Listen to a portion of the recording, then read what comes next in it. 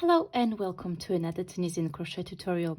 So today I'll show you how to make the Ragazza Lace Shawl. So this is a special request that I had from my viewers who requested the Japandi Lace Shawl, which was asymmetrical triangle shawl, to make into a rectangle. So that's what we are making today. To make your shawl, you will need a 5mm Tunisian crochet hook. With extension, so I use approximately 40 inches extension. You will also need sport weight yarn, so that's number 2 or fine. The recommended hook for this is 3 to 3.5mm, so I went up a few sizes, and I used the Hobbii Friends Extra Fine Merino in color cream, and that's number 4. So without further ado, let's dive in. The stitch pattern is worked 2 + 1 stitches. So we first start with a slip knot. We'll then insert the hook into the loop, tighten it up slightly, and we start working chains, which is yarn over, pull through 1, or pull through the loop on the hook, again yarn over, pull through, yarn over, pull through, 3, 4, 5, 6, and so on. So for the lace shawl, you will need to chain 201. So once you work your multiple of 2, you will then add 1 at the end, like so. And then you turn your chains around, and we will be working into the back bumps of your chain stitches. So you insert the hook from front to back, yarn over and pull up a loop, insert, yarn over, pull up a loop, and so on all the way into each chain. So this is row 1, and it's also known as Tunisian crochet foundation row. So we are currently working the forward pass of row number 1. Once we have all the loops on the hook, we will then work the return pass. So for this project, we will work standard return pass for the whole project for all rows, except for the bind off. So to work standard return pass, you will start with yarning over. So you yarn over, pull through 1, and then yarn over, pull through 2. And you will keep on going, working yarn over, pull through 2, all the way across the row until you have 1 loop left on the hook. Okay, so we are now there. So this last loop which remained on the hook is the first stitch, or the right edge stitch of your row. So this usually in the patterns is not counted and not referenced. Then we start working into the first stitch, which is this one, and we will work Tunisian knit stitch. So you will insert the hook from front to back between the front and back vertical bars.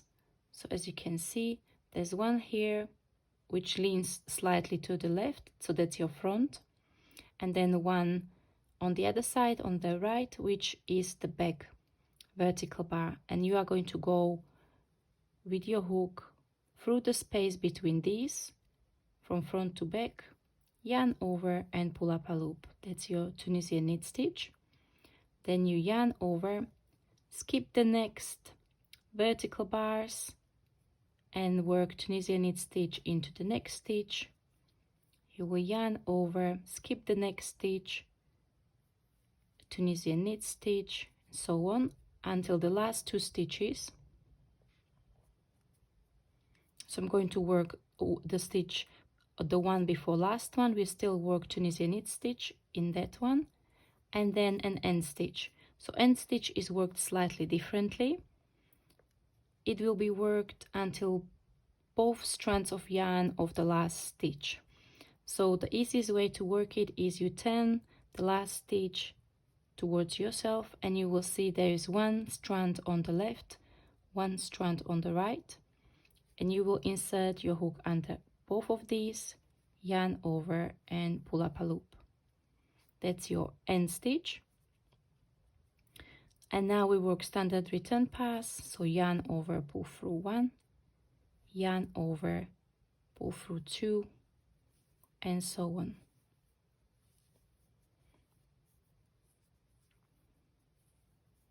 Okay, so this was row number 2. This is where we started establishing the stitch pattern, and now row number 3 will be worked as row number 2. So you will be aligning the stitches. You will work Tunisian knit stitch into Tunisian knit stitch, then yarn over, about yarn over, Tunisian knit stitch into Tunisian knit stitch. So let's go ahead and do that.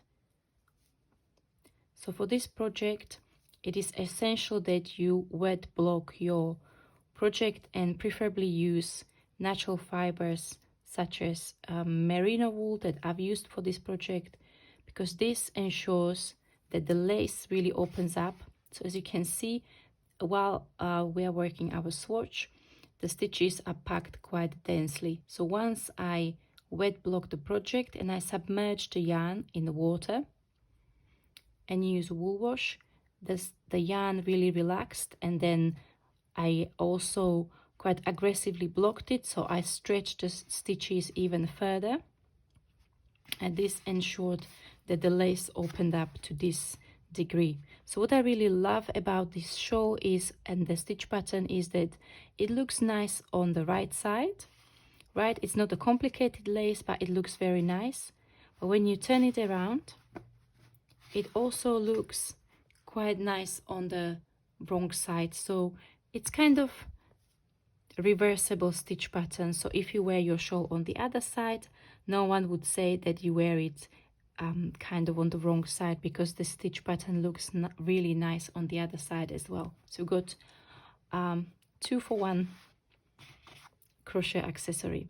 So, and then just continuing with the row number 3, again standard return pass, so yarn over, pull through 1, yarn over, pull through 2, all the way. And then you will repeat row number 3 for the rest of the project. So it's very easy stitch pattern, perfect for beginners and if you are just starting with Tunisian crochet.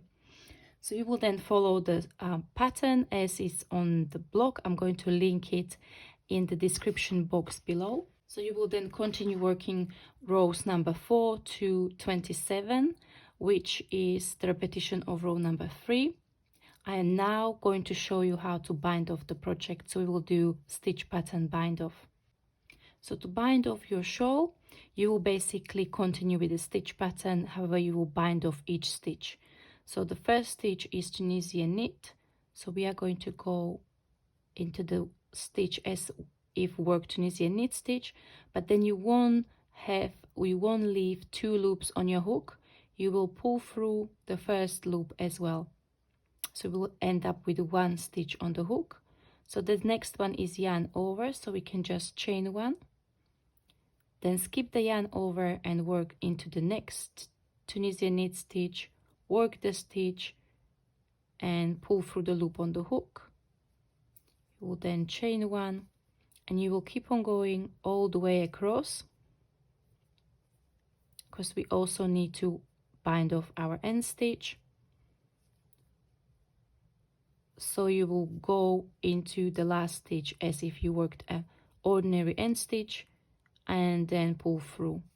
Then you will cut your yarn, pull it through, and that's it.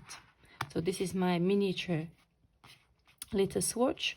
So you can see when you compare the stitches on the swatch, they're relatively densely packed. There are some spaces between the stitches, especially if you stretch it slightly, but when you look at the blocked sample, you can see that the stitch pattern is really stretched out, and that what it gives, it's very drapey and lace look.